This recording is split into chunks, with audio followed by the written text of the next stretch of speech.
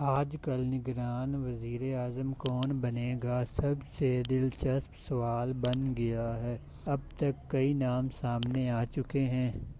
نام سامنے آتا ہے، پھر تنقید سامنے آتی ہے، بعد میں ایک اور نام سامنے آ جاتا ہے۔ سب سے پہلے صحافی محسن بیگ کا نام سامنے آیا، پھر صنعت کار گوہر اعجاز سامنے آیا۔ بعد ازاں یہ تھیوری چل گئی کہ ملک کے معاشی حالات کو سامنے رکھتے ہوئے کسی معاشی ماہر کو نگران وزیر اعظم بنایا جائے۔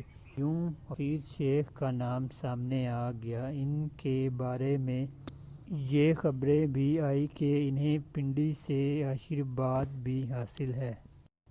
بعد ازاں سابق گورنر اسٹیٹ بینک رضا باقر کا نام بھی سامنے آیا۔ اس ساری صورتحال کو دیکھتے ہوئے مسلم لیگ نون نے اسحاق ڈار کا نام سامنے لے آئی۔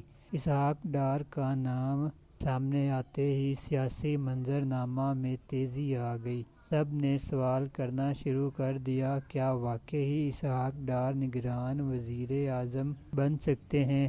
بہرحال پہلے 24 گھنٹوں تو نون لیگ کی قیادت نے خبر کی تردید نہیں کی، بلکہ ایسا ماحول بنایا جیسے واقعی اسحاق ڈار نگران وزیر اعظم بن رہے ہیں۔ لیکن 24 گھنٹے بعد ڈراپ سین شروع ہو گیا۔ پہلے پیپلز پارٹی نے کہا اسحاق ڈار کے نگران وزیر اعظم بننے کا کچھ علم نہیں۔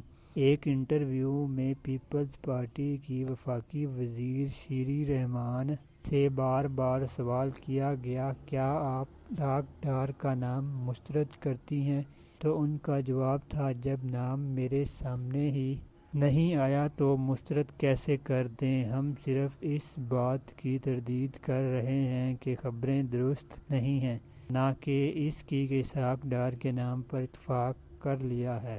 جب نام ہمارے سامنے آئے گا تو پھر اس کو مسترد کرنے یا قبول کرنے کا سوال ہوگا۔ ابھی یہ سوال قبل از وقت ہے۔ تاہم خواجہ آصف نے کہا کہ یہ نام ٹھیک نہیں ہے، حالانکہ ایک دن قبل وہ اس کی حمایت بھی کر رہے تھے۔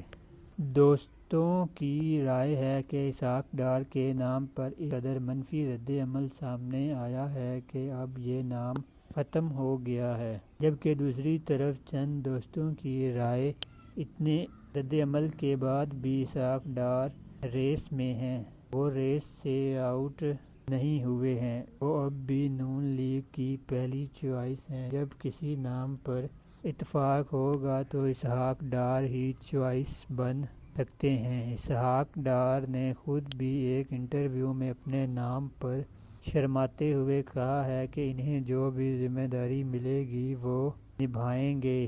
سادہ بات ہے کہ وہ نگران وزیر اعظم بننے کے لیے تیار ہیں، بلکہ انہوں نے یہ بھی کہا ہے کہ جنہوں نے معیشت کو تباہ کیا ہے انہیں کیسے نگران بنایا جا سکتا ہے۔ اس کا مطلب یہی سمجھ میں آتا ہے کہ وہ حفیظ شیخ اور رضا باقر کے ناموں کو مسترد کرتے ہوئے خود کو زیادہ اہل بتا رہے ہیں۔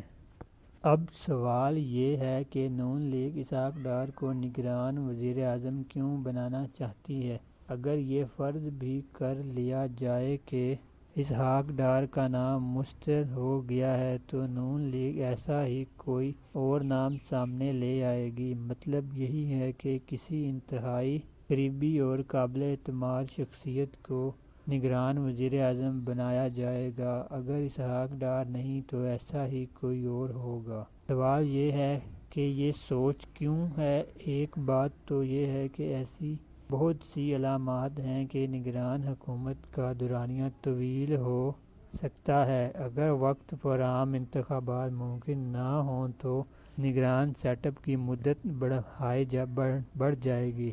ایسے میں نون لیگ کی خواہش ہے کہ نگران وزیر اعظم اپنا ہی ہو، تاکہ انتخابات تاخیر سے بھی ہوں تو کوئی بات نہیں، وزیر اعظم ہمارا ہی ہے۔ اگر انتخابات وقت پر ہوتے ہیں تو پھر اسحاق ڈار اس طرح کی کسی شخصیت کو وزیر اعظم بنانے کی کوئی ضرورت نہیں۔ ہم تو نگران وزیر اعظم کی بات کر رہے ہیں، لیکن سیاسی مارکیٹ میں متوقع نگران وزیروں کا جمعہ بازار لگا ہوا ہے۔ سیاستدان تو ہیں ہی، لیکن جس کے پاس چار پیسے ہیں اس کی بھی خواہش ہے کہ کسی طرح نگران وزیر بن جائے۔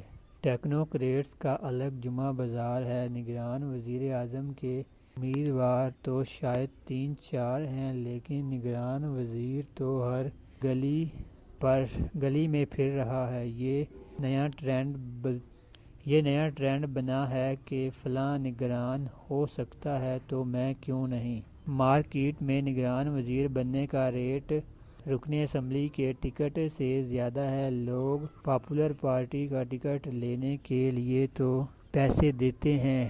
ٹکٹوں کے لیے پیسے دینے اور لینے کی کئی ویڈیوز اور آڈیوز بھی سامنے آئی ہیں۔ 9 مئی سے پہلے تحریک انصاف کے ٹکٹ ریٹ 1 کروڑ سے اوپر چلا گیا تھا۔ اب حالات یہ ہے کہ مہنگے داموں خریدے گئے ٹکٹ مفت میں واپس کیے جا رہے ہیں۔ آج کل نون لیگ کا ٹکٹ مہنگا ہو گیا ہے۔ کل انہوں نے پیسے کے زور پر تحریک انصاف کے ٹکٹ خریدے تھے، آج کل وہ نون لیگ کا ٹکٹ خریدنے کے چکر میں ہیں۔ اس لیے ٹکٹوں کی مارکیٹ میں تیزی اپنی جگہ موجود ہے، لیکن آج کل نگران وزیروں کی مارکیٹ بھی پیدا ہو گئی ہے۔ حالانکہ 2018 میں اس مارکیٹ کا وجود نہیں تھا، لیکن اس بار یہ مارکیٹ ابھر کر سامنے آئی ہے اور اس میں خاصی تیزی دیکھنے میں آ رہی ہے۔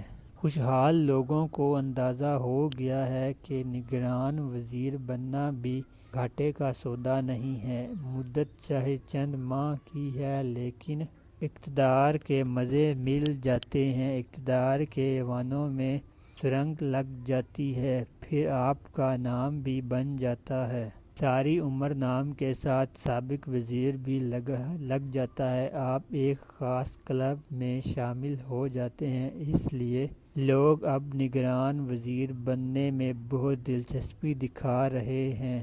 اوپر سے پنجاب اور کے پی کی نگران حکومتیں لمبی ہو گئی ہیں۔ جو لوگ پنجاب اور کے پی کی نگران حکومتوں کا حصہ بنے ہیں، ان کی موجیں لگ گئی ہیں۔ لوگوں کا خیال ہے کہ مرکزی حکومت بھی لمبی ہو جائے گی، اس لیے وہاں نگران وزیر بن جانا چاہیے۔ گزشتہ دنوں ایک بہت ہی نامور آدمی جب نگران وزیر کے لیے اپنی درخواست لے کر پہنچا تو اسے بتایا گیا کہ آپ سے پہلے 50 درخواستیں آ چکی ہیں، آپ کافی لیٹ ہیں۔ یہ صورتحال سب سیاسی جماعتوں میں ہے، سب کے پاس نگرانوں کی لمبی لسٹ آ گئی ہے۔ ایک رائے بن گئی ہے کہ نگران وزیر کے لیے کوئی خاص میرٹ نہیں ہے، بس ٹاپ لیول پر اچھا تعلق ہونا چاہیے، یہی میرٹ ہے۔ اس نگران وزیر بننے کے لیے امیدواروں کی فہرست میں صرف صنعت کار اور سرمایہ کار نہیں بلکہ ریٹائرڈ بیوروکریٹس، ریٹائرڈ ججز بھی شامل ہیں۔ اب سوال یہ ہے کہ کیا وہ بھی پیسے دے رہے ہیں؟ جی، وہ بھی دینے کے لیے تیار ہیں، سفارشیں بھی لگ رہی ہیں، پیسے کی پیشکش بھی موجود ہے۔